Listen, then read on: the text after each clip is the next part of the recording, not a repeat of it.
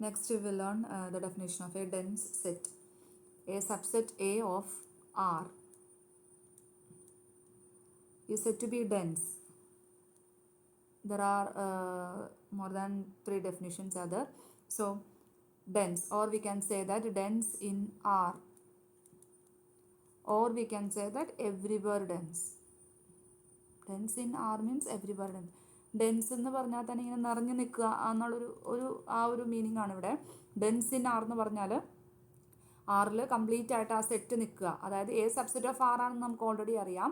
പിന്നെ ആ സെറ്റ് ആറിൽ കംപ്ലീറ്റ് ആയിട്ട് നിൽക്കുക എന്ന് പറഞ്ഞാൽ എ ക്ലോഷർ എന്ന് പറയുന്നത് ഈക്വൽ ടു ആർ ആയിരിക്കും. അല്ലെങ്കിൽ പറയാം ആറിലുള്ള എ, അതായത് എ യൂണിയൻ എ ഡാഷ് എന്ന് പറയുന്നത് ഈക്വൽ ടു ആർ ആയിരിക്കും.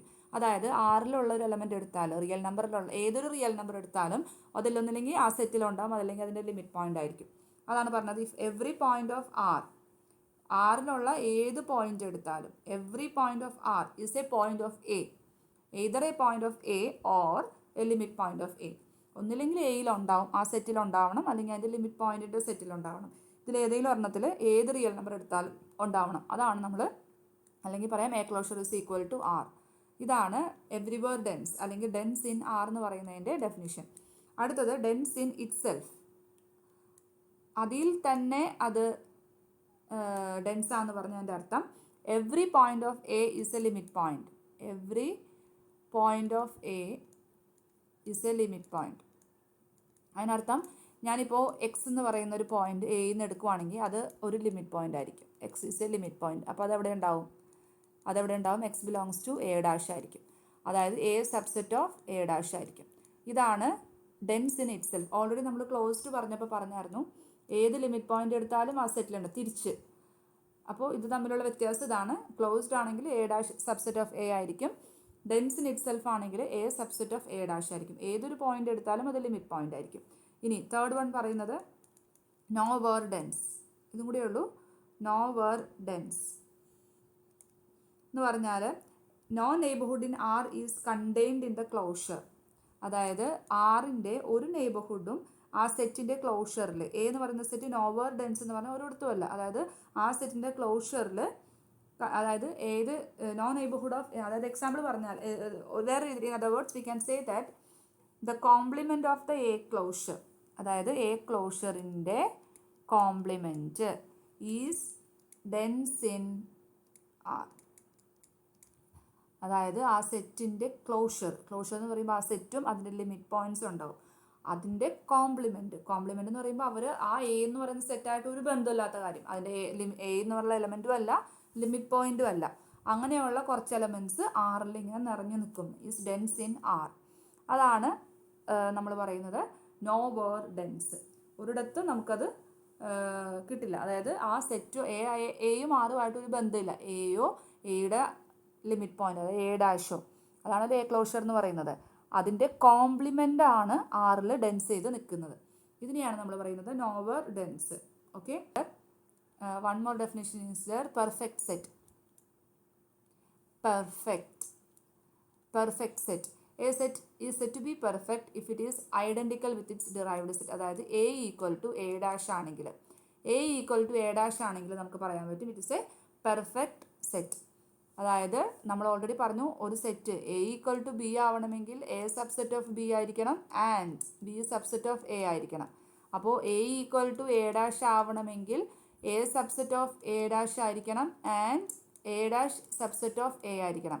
A subset of A dash ആണെങ്കിൽ ഇപ്പോൾ നമ്മൾ ഓൾറെഡി പറഞ്ഞു it is dense in itself. അതിൻ്റെ ഡെഫിനേഷൻ ആയിരുന്നു ഇത്. ഇനി A dash subset of A എന്ന് പറഞ്ഞാൽ എ ഈസ് ക്ലോസ്ഡ്.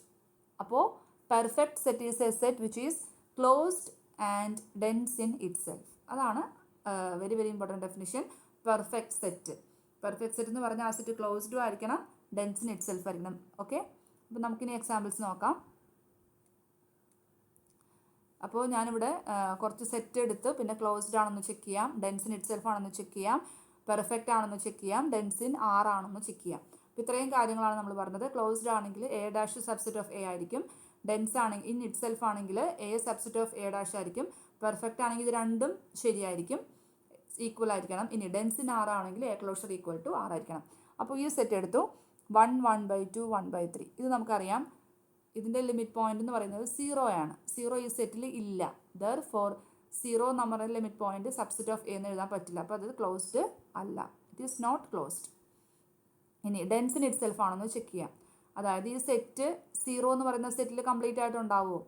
ഇതിൻ്റെ ലിമിറ്റ് പോയിന്റ് അതായത് എ ഡാഷ് എന്ന് പറയുന്നതിൽ നമുക്ക് അങ്ങനെ എഴുതാം. ഇതാണ് എ എന്നുണ്ടെങ്കിൽ എ ഡാഷ് എന്ന് പറയുന്നത് സെറ്റ് 0 ആണ്. ഇനി ചെക്ക് ചെയ്യാൻ എളുപ്പമാണ്. സെറ്റ് 0 എന്ന് പറയുന്നത് ഇതിൻ്റെ സബ്സെറ്റ് ആണോ? അല്ല. ഇനി ഈ സെറ്റ് എന്ന് പറയുന്നത് ഇതിൻ്റെ സബ്സെറ്റ് ആണോ? അതുമല്ല. അപ്പോൾ ഇത് രണ്ടും നോയാണെങ്കിൽ ഉറപ്പായിട്ട് ഇതെന്തായിരിക്കും? നോയായിരിക്കും.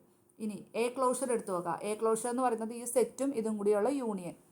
എയും എ ഡാഷും ആയിട്ടുള്ള യൂണിയൻ എടുക്കുമ്പോൾ ഒരു 0 ആഡ് ചെയ്യുന്നതല്ലേ ഉള്ളൂ. അത് മൊത്തം 6 കിട്ടില്ലല്ലോ. Therefore it is not dense in R also. Okay.